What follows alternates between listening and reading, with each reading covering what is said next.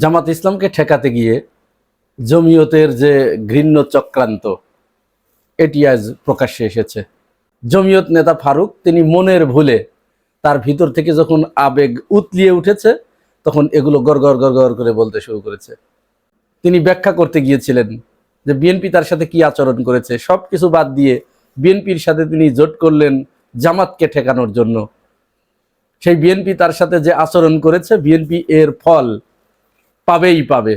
এই বিএনপির হাতে এই দেশ, বিএনপি আমার সাথে যে আচরণ করছে এর ভোগান্তি বিএনপি ভুগবে, এটা তো লসের কিছু নেই। আমি তো দেশ বাঁচাইলাম, সিদ্ধান্ত যদি না নিতাম তাহলে কি হইতো? আওয়ামী লীগ চলে গেছে, আর বিএনপি এতদিন কোনঠাসা অবস্থায় ছিল, যার কারণে এরা এই চান্সে, আর এদের মধ্যে এদের ছাত্র সংগঠনের লোকও আপনার ছিল, যার কারণে এই চান্সে তারা এই সিদ্ধান্ত নিচ্ছে তারা হুকুমত করবে বিপুল আসনে পাশ করে।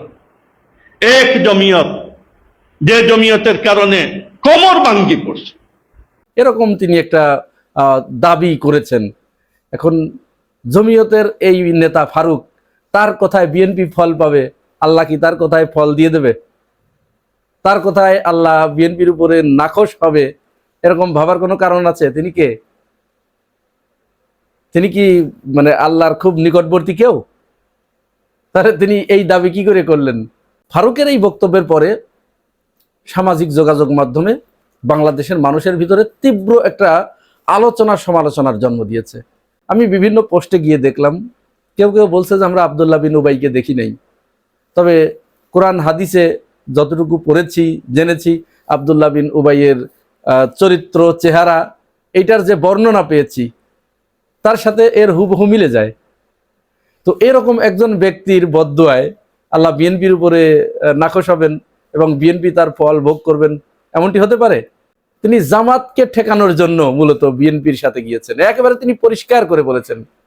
এদের আবার অন্য কোনো দিক দিয়ে সমস্যা নেই, সমস্যা ওদের একটাই, আকীদা। কিছু মানুষ আছে দেখবেন, তারা মুখ ঢেকতে গিয়ে বাকি সব খুলে ফেলে, ওইদিকে তাদের কোনো ভ্রুক্ষেপ থাকে না। তাহলে জামাতের প্রতি তাদের এই যে বিদ্বেষ, আসলে জামাত কি তাদের প্রতি এই বিদ্বেষ পোষণ করে? তারা পরিষ্কার করে বলছে যে জামাত যদি, জমিয়ত যদি বিএনপির সাথে না যেত তাহলে জামাত আরো আসন পেত। জামাত আসন পেলে তো তাদের আসলে ব্যবসা মন্দা যেত। বিশেষ করে চরমোনাই আছে যারা, চরমোনাইয়ের কথা আমি আগেই বলেছি, তাদের তো আসলে মুরিদ ব্যবসা। এই মুরিদ ব্যবসা, এখানে সব শ্রেণী পেশার মানুষ তাদের মুরিদ হয়, শুধু জামাতের নেতাকর্মীরা বাদে। তো চরমোনাই এই জিনিসটা চিন্তা করে নেই, তারা তো এটা ভেবেছে যে আমি তো জামাতের পক্ষে গিয়ে লাভ নেই, কারণ ওরা আমার মুরিদ হবে না, বরং আমি যদি ওদের সাথে যাই তাহলে আমার বাকি যে মুরিদ আছে, যে ব্যবসাটা আমি করে খাচ্ছি, এই ব্যবসায় চরম ধস নামবে। এই চিন্তা করেই কিন্তু তারা জামাতের সাথে জোট করে নেই। জমিও তো ঠিক একই অবস্থা। তারা শেখ হাসিনাকে কওমি জননী উপাধি দিয়েছিল, অথচ শেখ হাসিনার আশেপাশে যারা, তারা এই কওমি মাদ্রাসাটাকে বাংলাদেশ থেকে তুলে দেওয়ার জন্য সদা তৎপর। শেখ হাসিনার নিজের হাতে গড়া যে শাহবাগ, এই শাহবাগীরা তো কওমিদেরকে দুই চোখ দিয়ে দেখতে পারে না। তারা সেখানে গিয়েছে, শেখ হাসিনাকে কওমি জননী উপাধি দিয়েছিল। কওমি মাদ্রাসা রক্ষা করার জন্য তারা এখন আবার বিএনপির কাছে গেছে।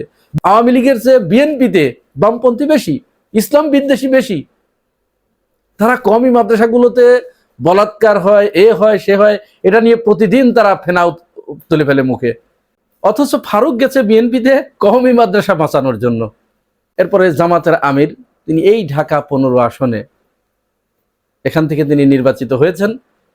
এইখানের একটা মাদ্রাসাকে, কওমি মাদ্রাসাকে, তিনি তার যে বিরোধী দলীয় নেতা থাকা অবস্থায় 5 বছর ধরে তিনি যে সম্মানী পাবেন, পুরা সম্মানীটা ওয়াকফ করে দিয়েছেন একটা কওমি মাদ্রাসায়। শুনুন তার কথা। প্রত্যেক মাসের একটা সম্মানী ভাতা, সেটা আল্লাহর মেহেরবানি এই আসনের একটা কওমি মাদ্রাসার জন্য পুরা 5 বছরের জন্য আমি ওয়াকফ করে দিয়েছি। আলহামদুলিল্লাহ। জামাত ঠেকাও আন্দোলনে গিয়েছে তারা, শুধু জামাত ঠেকাও আন্দোলন বেগবান করার জন্য শুধু তারা বিএনপিতে গেছে। বিএনপি কবে কার সাথে চুক্তি সম্পাদন করেছে? তারা তো তাদের ইশতেহারে যেটা আছে জনগণের সাথে যে ওয়াদা করেছে সেটাই মানে না। আর তারা মাহমুদুর রহমান মান্নার সাথে যে ওয়াদা করেছিল সেটা না মানার কারণে মাহমুদুর রহমান মান্না পরে সেখান থেকে সরে গেল। অথচ জমিয়ত গেছে ওখানে কওমি মাদ্রাসা বাঁচাইতে।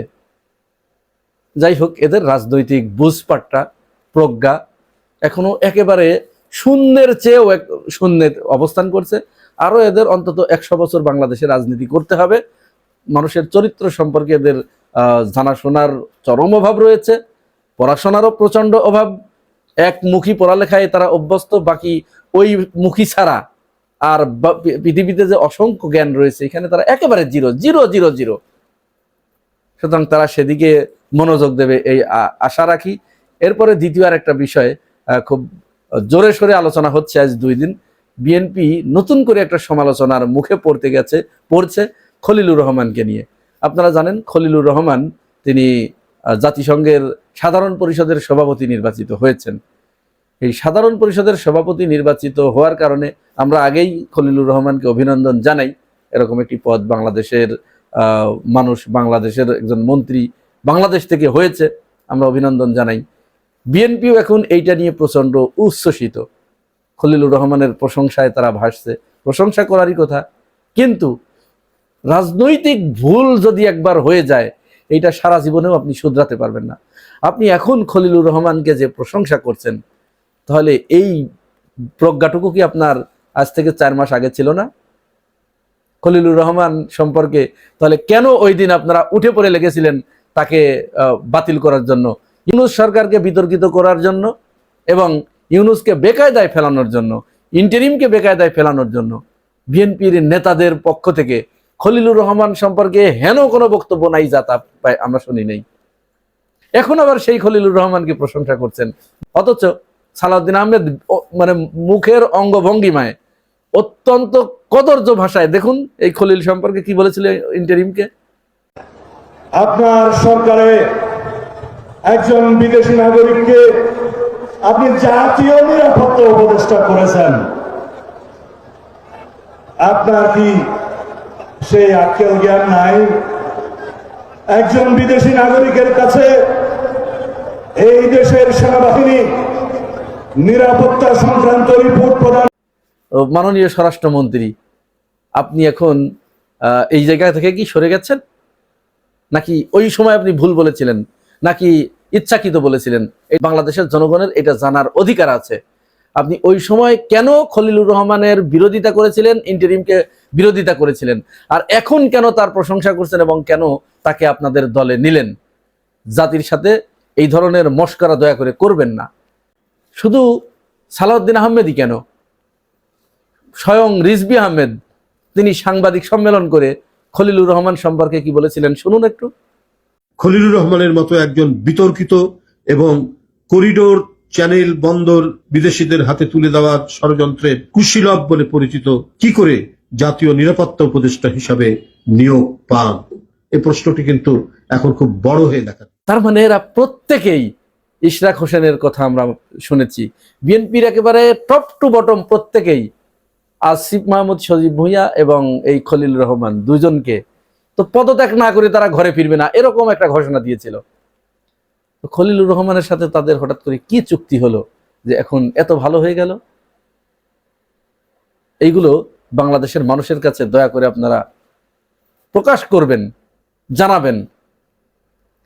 তৃতীয় আরেকটি বিষয় সর্বশেষ, এটি বলি শেষ করি। জামাতের আরেকজন এমপি যিনি পটুয়াখালীর বাউফল থেকে নির্বাচিত হয়েছেন, পটুয়াখালী 2, ডক্টর শফিকুল ইসলাম মাসুদ, তিনি একটি কাজ করে প্রশংসায় ভাসছেন। এই বাউফলে একই মায়ের 3 জন সন্তান, 3 জনই প্রতিবন্ধী, তারা বয়স্ক, 3 জনই প্রতিবন্ধী, এবং তারা দারিদ্র্যের ভারে এতটা নুয়ে পড়েছে তাদের থাকার মতো কোনো ঘর নেই। এক হিন্দু ভাই তার ফেসবুক পোস্টে এই বিষয়টা তুলে ধরেছিলেন, সেখানে কেউ রেসপন্স করে নাই। মুসলমানরাই কিন্তু তাদেরকে এই শেয়ার করেছে, শেয়ার করে এগুলো ছড়িয়ে দিয়েছে। তো হিন্দুদের তিনি ওখানে বলেছেন, ওই হিন্দু ভাইটা বলেছেন যে এই যে তোমরা স্লোগান দাও হিন্দু হিন্দু ভাই ভাই, তোমাদের এই স্লোগান কোথায় গেল? একটা হিন্দু বইটা শেয়ার করে নেই, কেউ তার পাশে গিয়ে দাঁড়ায় নেই। পাশে গিয়ে কে দাঁড়াইছে? এই খবর শোনার সাথে সাথে যখনই প্রকাশ হয়েছে জামাতের শফিকুল ইসলাম মাসুদ তিনি তার 1 মাসের যে সম্মানী, অর্থাৎ এমপি হিসেবে তিনি যে সম্মানীটা পান, সেই সম্মানী তাদেরকে এই 3 জনের ওই যে না খেয়ে আছে এই খবর প্রচার হয়েছে, আগে তাদেরকে এটা দিয়ে দিয়েছেন। আজকেই আমার সংসদ সদস্য হিসাবে যে মাসিক 1 মাসের সম্মানী এটি তাদের হাতে তুলে দেওয়া হবে। একই সাথে তাদের বসত ঘরটি এর মাধ্যমে কিভাবে নির্মাণ করে দেওয়া যায় আর একটু ভালো করে, এবং নিয়মিত তাদের খাবার দাবারের যে ব্যবস্থাপনা সে ব্যাপারে আমরা উদ্যোগ গ্রহণ করেছি। মহান আল্লাহ সুবহানাহু ওয়া তাআলা যে কদিন তাদেরকে বাঁচিয়ে রাখবেন, আমরা আমাদের জায়গা থেকে তাদের জন্য সবটুকু আমরা করবো ইনশাআল্লাহ। তারপরে তার চিকিৎসার সমস্ত দায়িত্ব নিয়েছেন এবং এই তিনজনের আলাদা আলাদা ঘর করে দেবার জন্য, থাকার জন্য যা যা করা দরকার, যে কয়টা ঘর দরকার সেটা করে দেবার ঘোষণা দিয়েছেন। তো এইটার পরে স্বাভাবিকভাবেই ওই ভাই, হিন্দু ভাইটি, তিনি আরেকটি পোস্ট দিয়েছেন, এখানে তিনি প্রশংসায় ভাসছেন। তো এরকম ভালো কাজগুলোই তো আমাদের করতে হবে। আমরা এখানে এই বাংলাদেশে কে হিন্দু, কে মুসলমান, কে বৌদ্ধ, কে খ্রিস্টান, এগুলো দেখতে চাই না। আমরা চাই প্রত্যেকেই দেশপ্রেমিক হয়ে, বাংলাদেশ প্রেমী হয়ে এই বাংলাদেশকে অন করতে হবে। বাংলাদেশটাকে আমাদের সামনে এগিয়ে নিয়ে যেতে হবে, সবাই কাঁধে কাঁধ মিলিয়ে। এবং আমাদের ভিতরে কেউ যদি এরকম সাম্প্রদায়িক সংঘাত লাগাতে আসে, উস্কানিমূলক কথাবার্তা বলে, আমরা যেন তাদেরকে মোকাবেলা করতে পারি। প্রিয় ভাই ও বোনেরা, এই পুরো বিষয়টাকে আপনারা কিভাবে দেখছেন জানাবেন মন্তব্যের ঘরে। আর আপনি যদি আমার এই চ্যানেলে নতুন হয়ে থাকেন তাহলে চ্যানেলটি সাবস্ক্রাইব করে পাশে থাকবেন। আজ এ পর্যন্তই, ভালো থাকবেন, আল্লাহ হাফেজ।